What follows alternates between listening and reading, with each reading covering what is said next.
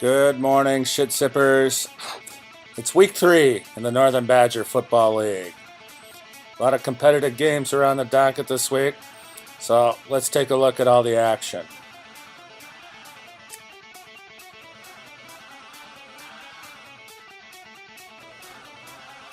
Before we get started, I would like to thank this week's sponsor.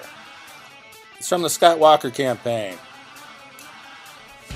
Scott Walker, he's been pissing on my face for 4 years. Now I'm going to piss on his. Don't vote for Walker. Seriously. This is what Booty thinks of Scott Walker, even after I pissed on his face. Take him down, Booty. Take him down, big boy.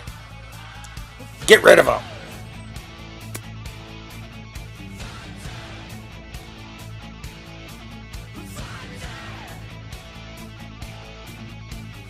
Politics aside, let's look at the results from the Polk division, the Turtle Lake Boys division, except it's a non-Turtle Lake boy leading the division.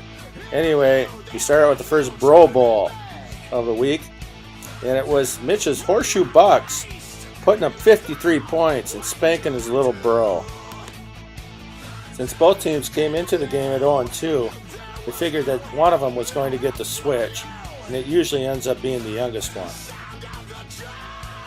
Mitch looks brilliant picking up Kirk Cousins as his quarterback. He gave him 22 points, surpassing Dogs Andrew Luck by a point. However, it must be noted that he plays for a team with a racist nickname that is offensive to my Native American heritage. But that's okay, Mitch. You're a Republican. We forgive you. Meanwhile, Dog slips to 0-3. Not even God likes his team right now. Maybe try using your own hands, Dog. Try to get off the schneid.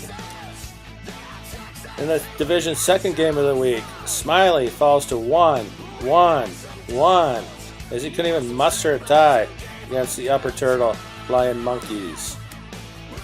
Monkey said in his pregame press conference that he wanted to get on top of Smiley and fuck him like a monkey fucking a football. Well, take a look at the pic. It looks like a monkey trying to fuck a football. So that's great strategy keeping you out of the toilet bowl again. Good work, monkey.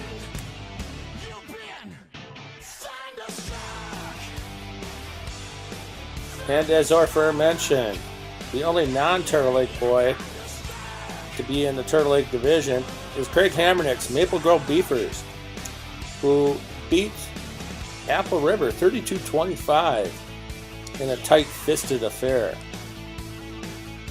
Russell Wilson getting 11 points against Apple River's Matt Stafford, who only had, he had nothing. He had 0. And since Hammernick is the only guy who hasn't sent me a selfie yet, this is the only pic I could find him of on the World Wide Web, giving it to Matt Stafford. Good work, Hammer. Bring Bacardi. Even though we're not even a quarter way through the season, it's a great time to look at the updated standings in the Polk division. The non-Turtle Lake boy, Craig Hammernick's Maple Grove Beefers, hanging on to first place at 3-0 record.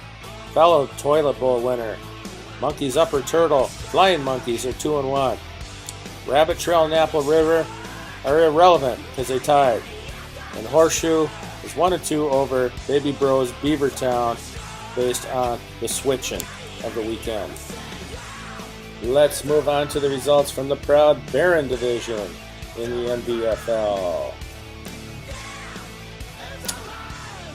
Has anybody done a better job of coaching than Wickware's Boo Radley, who won $10 and is 3-0 despite recently escaping from a Dachau prison camp where the poor son of a bitch was losing tons of weight yet still managed to set a decent fantasy lineup. Things didn't turn out so well for Fuzz.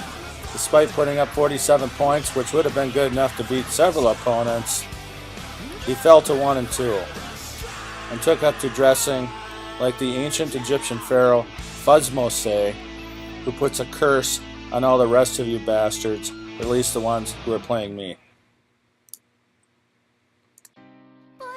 We got a potential worst to first going on As South Doherty, coming off a miserable season last year, runs their record to 3-0 and sends Yellow River to 0-3 in the process. The big win comes despite a lackluster performance from Aaron Rodgers, who was sequestered in a German Nazi concentration camp known as Detroit, where he apparently was starving himself to death of scoring. But enough other dudes must have scored for him to beat Yellow River, who sucks. In the final game of the weekend, Rockman's Woods gets off the schneid, doubling up on Poskin, who can either feast or famine with the best of them. Rock knows he can't coach worth a crap, so he dressed up like a tree instead, and then sat in a tree while the games are going on, so he wouldn't have to watch, figuring for sure that he'd lose. But he got the big one. He got the big win. Congratulations, Rock. Let's take a look at the updated standings in the Barron Division. It's Wickware and South Doherty, both undefeated, both heading into a contest this weekend where something's going to have to give, unless they fucking tie. Doherty Creek, Rockman, and Poskin, all 2 games back in 1-2, and everybody's favorite grocer still looking to bag that fish. Remember, folks, this fall, treat Scott Walker like a pissed up chew toy. Good luck, everybody, this week. Have a good week.